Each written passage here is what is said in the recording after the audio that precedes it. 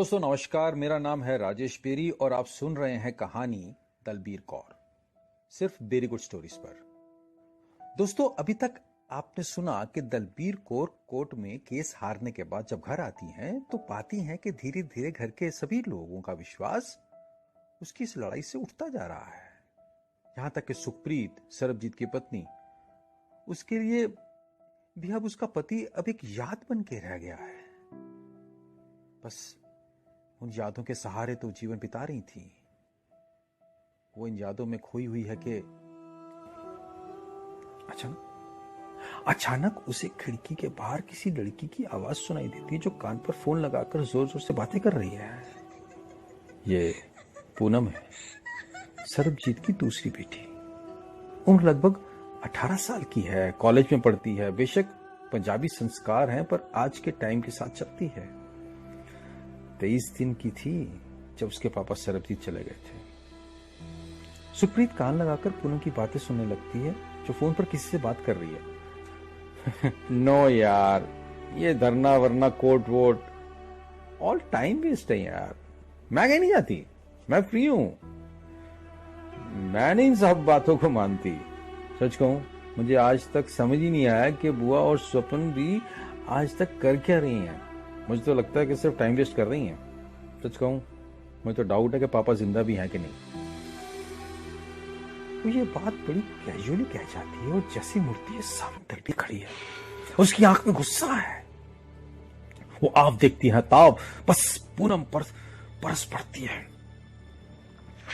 एक चाटा बाईं ओर से तो दूसरा दाईं ओर से। क्या तू क्या कहा तूने कि तेरा बाप जिंदा भी है कि नहीं? क्या कहा? मेरा भाई मर गया, मेरा भाई मर गया। कि किचन से सुप्रीत मुंह में घूंघट दबाए सब देख रही है। वो घबराने लगती है कि स्वपनदीप और बलदेव भागे भागे आते हैं। साथ में सुलक्षण भी आ जाता है। वो पूनम को छुड़वाने की कोशिश कर रहे हैं। दलबीर का चांटा इतनी जोर से पड़ा है कि पूनम का मोबाइल भी हाथ से गिरकर टूट गया। और दलबीर है कि रुक ही नहीं रही। मर जाइए, मैं तेनू दस दिया मेरा वीर जिंदा है कि नहीं, मैं तेनू दस दिया।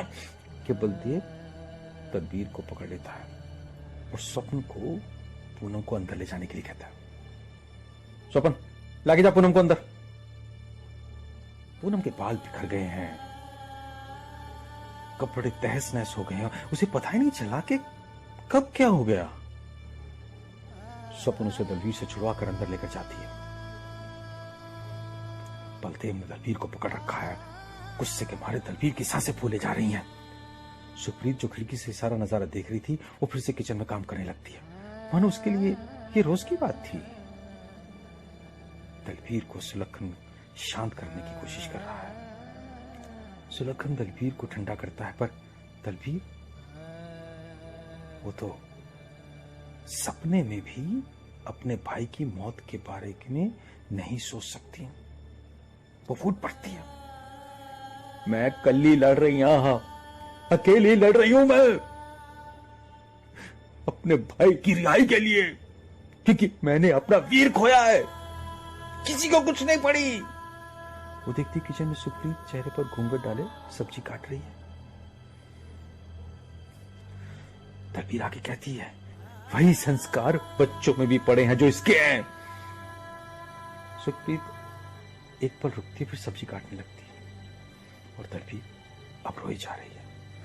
किसी ने नहीं पही बापू जी, किसी ने नहीं पही। तुसी भी छटती हो, छोड़ दो मुझे, चले जाओ यहां से। ये मेरी लड़ाई है ना, मैं खुद लड़ लूंगी। कहते कहते हताश होकर रोने लगती है। इतना सुन बलदेव अपना आपा खो देता है। तो फिर लड़ ले अपने आप। क्यों उस मासूम पूनम पर गुस्सा निकाल रही थी? हैं? 23 दिन की थी जब उसका बाप चला गया था। वो क्या जाने बाप क्या होता है? उसे लगाव कैसे होता है उसके साथ? और स्वपन 28 साल की थी तब ठीक से पापा कहना भी नहीं सीखी थी। वो एक ही सांस में सब कह जाता है वो। और मैं, अगर तू पिछले 18 सालों से अपने भाई का इंतजार कर रही है ना, तो मैं तेरा इंतजार कर रहा हूं। हां दलबीर, क्योंकि मुझे पिछले 18 सालों में अपनी बीवी नहीं मिली। अपने पति के मुंह से ये शब्द सुन दलबीर चौंक कर बलदेव को देखती है। सुलक्षण बात को संभालते हुए दलबीर के कंधे पर हाथ रखता है। पुत्र जी, हम सब तेरे साथ हैं और आखिरी सांस तक लड़ेंगे। सरबजीत तेरा ही भाई नहीं, मेरा भी बेटा है, सुख का पति है, स्वप्न और पूनम का पिता है। दलबीर को आश्वासन देते हुए कह देता है, उस रब पे भरोसा रख। मुरादों से मांगा था ना तूने अपने वीर को रब से, ऐसे ही थोड़े ना छीन लेगा तुझसे वो। हौसला रख। कहते हुए आगे निकल जाता है। दलबीर को ना जाने क्या होता है, वो सबको छोड़कर वहां से निकल जाती है। अपने घर के बाहर बने कच्चे घरों की गलियों से गुजरती ही वो चल पड़ती है। उसके कानों में उसके बापू की आवाज अभी भी पड़ रही है, मुरादों से मांगा था ना तूने रब से अपने वीर को, ऐसे ही ना वो तुझसे छीन लेगा। ये बातें याद करके वहां बने चबूतरे पर बैठ जाती है। दलबीर के पास एक थैला है जो उसके संग हमेशा रहता है। वो उसमें हाथ डालकर एक प्लास्टिक का लिफाफा निकालती है, उसे खोलती है और उसमें 18 राखियां हैं। हर साल की एक राखी। हर साल वो अपने भाई के लिए एक राखी खरीदती है, पर उसके भाई की कलाई उसके सामने नहीं होती जिस पर वो राखियां बांधनी है। वो उन राखियों को देखकर वापस थैले में रख देती है। ये सिर्फ थैला ही नहीं, दलबीर के लिए ये उम्मीदों का एक भंडार है, जिसमें सिर्फ और सिर्फ उसके भाई की यादें कैद है। वो थैला साइड में रखकर अचानक जोर जोर से रोने लगती है। उसे ऐसा महसूस होने लगता है कि उसकी इस लड़ाई में कोई भी उसका साथ नहीं दे रहा। बेशक सब साथ छोड़ दे, पर वो नहीं चाहती कि उसकी हिम्मत उसका साथ छोड़े। यही आस लिए वो आसमान की तरफ देखती है जहां घने बादल छा चुके हैं और उसका रोना निकल आता है। वो जोर जोर से चिल्ला चिल्लाकर सरबजीत का नाम पुकारती है, मानो आज वो अपने आंसुओं से आसमान को भी हिला देना चाहती है। दलबीर का दर्द देखकर तो आज बादल भी गरज कर बरसने लगता है। अचानक तेज बारिश शुरू हो जाती है और दलबीर वहीं खड़ी भीगती रहती है, मानो कुदरत से अपनी राखियों का हिसाब मांग रही हो, जो पिछले 18 सालों से उसने अपने भाई की कलाई पर नहीं बांधी। बेशक कोई सुने ना सुने, पर उसके दर्द की पुकार उसके भाई तक जरूर पहुंचती है। उधर पाकिस्तान में कोट लखपत जेल में सरबजीत जो अपने सेल में कैद है, उसे ऐसा आभास होता है जैसे उसकी बहन ने उसे पुकारा। वो झट से खड़ा होता है, चारों तरफ अंधेरा है कि उसे फिर से जंगले के खुलने की आवाज आती है और फिर वही 4 कदम उसकी तरफ बढ़ रहे हैं। वो संभल पाए कि उसका सेल का दरवाजा खुलता है, वहां 2 गार्ड्स खड़े हैं। सरबजीत सवाल कर पाता कि दोनों गार्ड्स जल्दी जल्दी उसके पांव की चेन खोलते हैं और एक गार्ड सरबजीत की गुद्दी को जोर से दबाकर उसे उस काल कोठरी के गलियारे के अंदर से खींच कर ले जाता है। सरबजीत चिल्ला रहा है, कहां लेकर जा रहे हो मुझे, कहां लेकर जा रहे हो मुझे? पर गार्ड जवाब नहीं देता। अगले ही पल सरबजीत इंटेरोगेशन सेल में खड़ा है। उन गार्ड्स ने सरबजीत के दोनों हाथ ऊपर चेन से बांध दिए हैं। उसका चेहरा दीवार की तरफ है। सरबजीत गुहार लगा रहा है,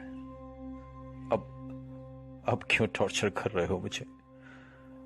अब तो फांसी भी कबूल कर ली है मैंने। कि वासिम खान की आवाज उसे चौंका देती है। तेरी फांसी में तो अभी काफी वक्त है मंजीत, तब तक हम ये तो साबित कर लें कि हमारे लोग हमारे वफादार हैं, हमारे वतन के वफादार। सरबजीत गर्दन घुमाकर देखता है, वहां चाचा मोहिद्दीन भी खड़ा है। उसके चेहरे पर एक मायूसी है कि वासिम वहां पड़ा एक चमड़े का हंटर मोहिद्दीन को पकड़ा देता है। मोहिद्दीन, मैंने तेरी आंखों में इस हिंदुस्तानी के लिए फिक्र देखी है, फिक्र। एक हिंदुस्तानी के लिए फिक्र मतलब अपने वतन से गद्दारी, पाकिस्तान से गद्दारी। गुस्से में चिल्लाता हुआ वो चाचा को हंटर पकड़ा देता है। ले पकड़, इस हिंदुस्तानी की पीठ पर ऐसा निशान छोड़ जिससे यह साबित हो जाए कि तू अपने वतन पाकिस्तान का वफादार है। इतना सुनकर चाचा कह देता है, जनाब, मुझे अपनी वफादारी साबित करने के लिए किसी मजलूम पर जुल्म करने की जरूरत। इतना सुनते ही वासिम की आवाज ऊंची हो जाती है। मजलूम? कहां का मजलूम? कई पाकिस्तानियों की जान ली है इसने। हमारी हुकूमत ने इसे फांसी की सजा सुना दी है और तुझे ये मजलूम दिख रहा है? बड़ा चाचा बना फिरता है इनका, है ना? तो चल चल, साबित कर कि तू सच्चा पाकिस्तानी है। साबित कर मोहिद्दीन, वरना याद रख, तेरी रिटायरमेंट की फाइल मेरे पास है। सरबजीत महसूस कर रहा है कि चाचा धर्म संकट में फंस गया है। वो मुस्कुराकर मुंह मोड़ के कहता है, चाचा कोई बात नहीं, तू ये काम पहली बार थोड़े ना कर रहा है। उधेड़ दे मेरी चमड़ी। बस चाचा, मरने से पहले मैं किसी भी रिश्ते को शर्मिंदा नहीं होने देना चाहता। चाचा। चाचा की आंख भर आती है। इससे पहले कि वो कुछ सोच पाए कि वासिम जोर से चिल्लाता है, मोहिद्दीन, फॉलो द ऑर्डर्स। और चाचा खींच खींच कर सरबजीत की पीठ पर चमड़े की पेटी से मारने लगता है। हर वार पर उसके मुंह से एक ही बात निकल रही है, या अल्लाह माफी, या अल्लाह माफी। चाचा तब तक मारता है जब तक सरबजीत बेहोश नहीं हो जाता। इतना देख वासिम चाचा को सरबजीत को उसके सेल तक पहुंचाने का हुक्म देकर वहां से अपने गार्ड के साथ निकल जाता है। चाचा दौड़कर जाता है, सरबजीत की हथकड़ियां खोलता है, पर सरबजीत तब तक बेहोश हो चुका है। उसकी पीठ से टपकता खून चाचा के हाथों को रंग चुका है। बाहर से बादल के गरजने की आवाज आने लगती है, मानो आज चाचा के साथ साथ बादल भी रो रहे हैं। चाचा बेहोश सरबजीत को गोद में उठाता है और उसके सेल की तरफ चल पड़ता है और मुड़कर खिड़की की तरफ देखता है, मानो खुदा से एक ही दुआ कर रहा हो, या अल्लाह, मरने से पहले इसकी आखिरी ख्वाहिश पूरी कर दे।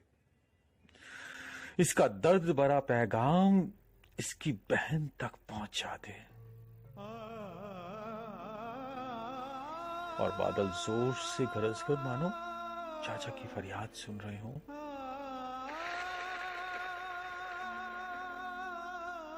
उधर विक्की पिंड में दलबीर अभी भी एक चबूतरे पर बैठी हुई है। बरसात वहां थम चुकी है कि दूर से आ रही शिव मंदिर की घंटियों की आवाज उसका ध्यान तोड़ती है। उसके कानों में उसके बापू की आवाज पड़ रही है, मुरादों से मांगा था ना तूने अपने वीर को, ऐसे ही ना रब तुझसे उसे छीन लेगा। दलबीर उठकर उस शिव मंदिर की तरफ चल पड़ती है, जिसके आसपास कई घर बच चुके हैं, पर 1963 में इसके आसपास खुला मैदान था और छोटी सी दलबीर अक्सर यहां आकर शिव भगवान से अपने लिए एक छोटा भाई मांगती थी।